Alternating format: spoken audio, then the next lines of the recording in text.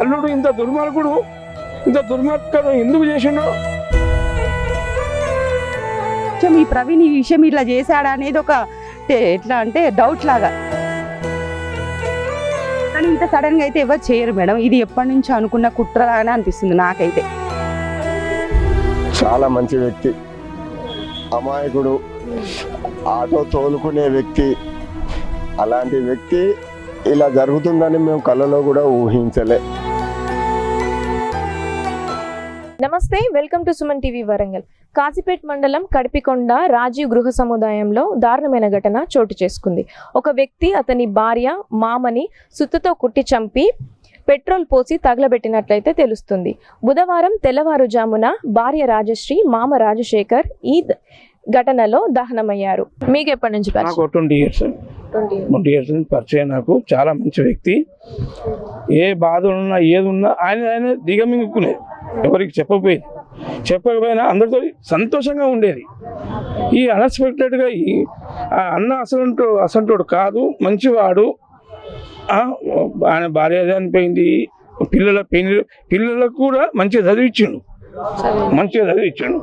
అందరినీ మంచిగా చదివించిండు. అంత కష్టపడ్డా ఆటో డ్రైవర్గా చేసుకుంటూ కూడా ఎంతో కష్టపడుకుంటూ చదివించుకుంటూ మంచిగా చేసుకుంటూ ఇక అందరినీ వెళ్ళిపోయింది కదా. చిన్న అమ్మాయి కూడా హైదరాబాద్లో వాళ్ళ అక్క దగ్గరనే ఉంటాను. ఇప్పుడు చనిపోయిన అమ్మాయి దగ్గరనే చదువుకుంటూ అక్కడనే ఉంటాను.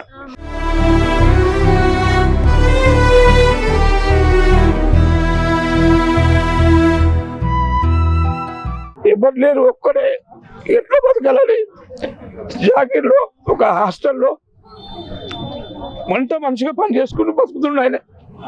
బిడ్డ ఒక వారం కింద ఎప్పుడు వచ్చిందని నాకు కూడా తెలిసింది, నాకు కూడా తెలియదు. వచ్చి తండ్రి కదా అని మంచిగా చూసుకుంటూ మంచిగానే ఉన్నారు. ఏం జరిగిందో తెలియదు. అది ఈ అల్లుడు ఇంత దుర్మార్గుడు, ఇంత దుర్మార్గం ఎందుకు చేసిండో అది మీ మీడియా వాళ్ళు దాన్ని గమనించి సహకరించండి. మీరు మంచిగా చేయండి, అది మాకే సంతోషం. ఇద్దరు పిల్లలు అనాథలు. ఇప్పుడు వాళ్ళకు దారి కావాలి. ఇప్పుడు పోయిన వాళ్ళు ఎట్టగో పోయిన వాళ్ళు రారు. ఈ ఉన్న ఇద్దరు పిల్లలకు న్యాయం చేయండి. మీ మీడియా, మీ సుమన్ టీవీ తరఫున మేము కోరుకుంటాను. మీకు రాజశేఖర్ గారు ఏమవుతారు? మా బావగారండి, మా అక్కయ్య వాళ్ళ హస్బెండ్. ఓకే, ఇప్పుడు తండ్రి కూతుర్లు ఇద్దరికి అలా జరిగింది కదా, అసలు అంటే ఎలా ఉండేది? అంటే రాజశేఖర్ గారు ఎలా ఉండేవారు, రాజశ్రీ గారు ఎలా ఉండేవారు? అందరితో అయితే కలవడిగానే ఉండేది.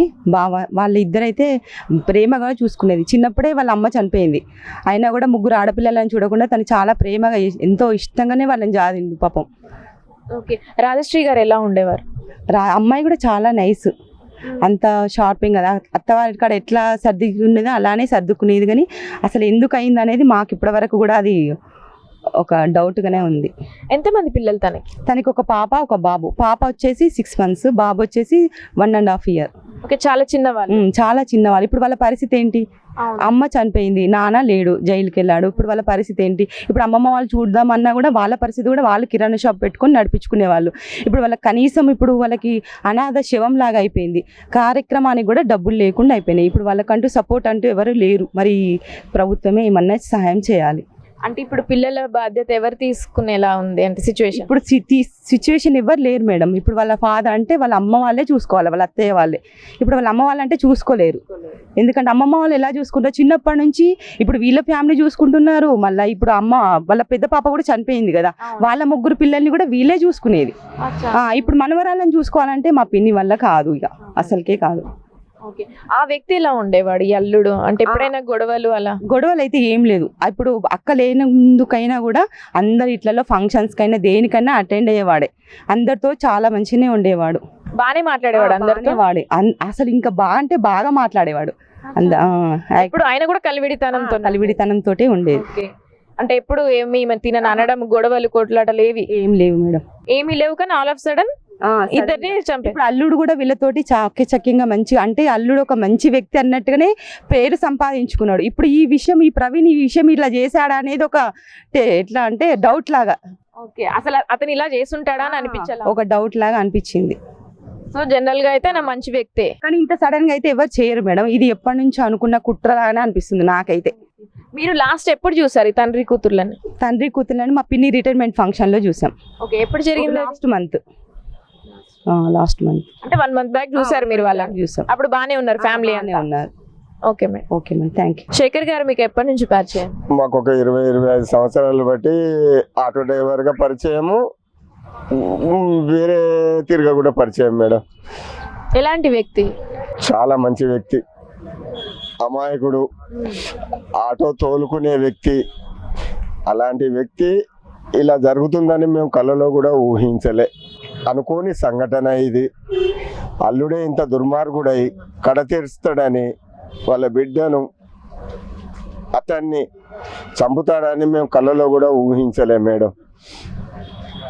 అంటే ఎప్పుడైనా మీకు చెప్పేదా అల్లుడితో ఏమైనా ఇబ్బంది ఉందా? ఇట్లాంటి సంఘటనలు జరుగుతాయి, మా ఇంట్లో ప్రాబ్లమ్స్ ఉన్నాయి ఇది అని గత జీవితంలో కానీ ఇప్పుడు కానీ ఎప్పుడు మాకు ఆటో డ్రైవర్లకు ఒక్క విషయం కూడా చెప్పలేదు మేడం. కష్టపడి పనిచేసేటోడు, బతికేటోడు, బిడ్డ పిల్లల్ని అందరినీ మంచిగా చూసుకునేటోడు.